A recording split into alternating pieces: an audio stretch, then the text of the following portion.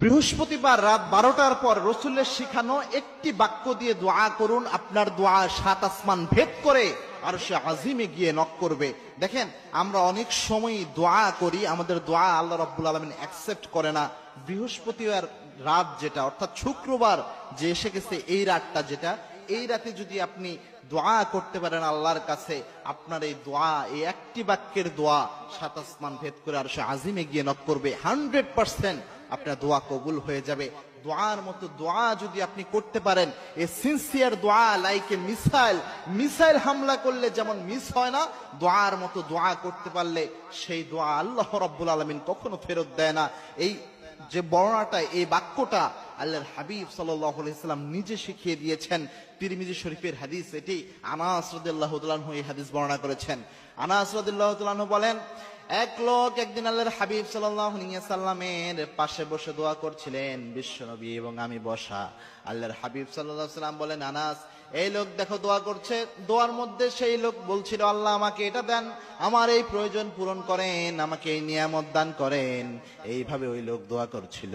আল্লাহর হাবিব সাল্লাল্লাহু আলাইহি সাল্লাম বলেন, আনাস, এই লোক যে দোয়া করছে, আল্লাহ রাব্বুল আলামিন এই দোয়া কখনো খালি হাতে ফেরত দেবে না। কারণ এই ব্যক্তি দোয়া করার সময় এই একটি বাক্যের দোয়া এই ব্যক্তি করেছে। 3টি শব্দ দিয়ে একটি বাক্যের দোয়া করেছে। সে শব্দটা হচ্ছে ইয়া হাইয়ুন ইয়া কাইয়ুম ইয়া জাল জালালি ওয়াল ইকরাম। এই একটি বাক্য পরে সেই ব্যক্তি দোয়া করেছিল, যার কারণে আল্লাহ রাব্বুল আলামিন তার দোয়া কবুল করে নিয়েছে। দেখেন, সপ্তাহের যে দিনগুলো রয়েছে, এই দিনগুলোর মধ্যে অন্যতম প্রেস্টিজিয়াস একটা দিন হচ্ছে জুমার দিন। এবং কি আল্লাহ রাব্বুল আলামিন এই দিনে যত মানুষকে ক্ষমা করেন, যত মানুষের দোয়া কবুল করেন, অন্য কোন দিনে এত বেশি আল্লাহ দোয়া কবুল করে না। এই বৃহস্পতিবার রাত যেটা, অর্থাৎ বৃহস্পতিবার দিন চলে যাওয়ার পর আমরা যেটাকে বৃহস্পতিবার রাত বলি, অথচ অ্যারাবিক অনুযায়ী যদি আপনি যান, আরবি মাস গণনার হিসাবে যখনই বৃহস্পতিবার সন্ধ্যা হয়ে গেল, তখন থেকে শুক্রবারের রাত শুরু হয়ে যায়। অর্থাৎ জুমার দিনের ওই রাতটা, পরের দিন জুমা, তার আগের রাতটা, এটা খুবই গুরুত্বপূর্ণ। এবং জুমার দিন আল্লাহ রাব্বুল আলামিন দোয়া কবুল করেন। এবং কি আল্লাহর হাবিব সাল্লাল্লাহু আলাইহি সাল্লাম জানিয়েছেন, জুমার দিনে এমন সময় রয়েছে যে সময় আল্লাহ রাব্বুল আলামিন বান্দার দোয়া কখনো খালি হাতে ফেরত দেয় না।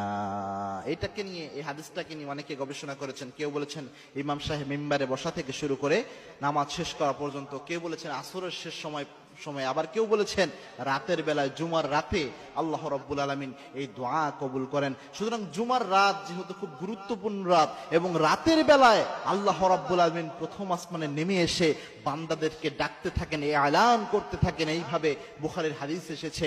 আল্লাহর হাবিব সাল্লাল্লাহু আলাইহি সাল্লাম জানিয়েছেন, রাতের বেলায় আল্লাহ রাব্বুল আলামিন প্রথম আসমানে নেমে এসে ডাকতে শুরু করেন, হাল মিন মুস্তাগফিরিন ফাগফিরাল্লাহ, কে আছো গুনাহ করে ফেলেছো, আমি আল্লাহর কাছে মাপ চাও, সব গুনাহ আমি আল্লাহ মাফ করে দেব। কার কি প্রয়োজন আমি আল্লাহর কাছে চাও, সবকিছু আমি আল্লাহ দান করে দেব। সুতরাং এই রাতে এই বাক্যটি দিয়ে যদি ইয়া হাইয়ুন ইয়া কাইয়ুম ইয়া জাল জালালি ওয়াল ইকরাম, এটা দিয়ে যদি আপনি দোয়া করতে পারেন, 100% আপনার দোয়া আল্লাহ রাব্বুল আলামিন অ্যাকসেপ্ট করে নেবেন। এবং কি আপনার দোয়া 7 আসমান ভেদ করে আরশে আজিমে গিয়ে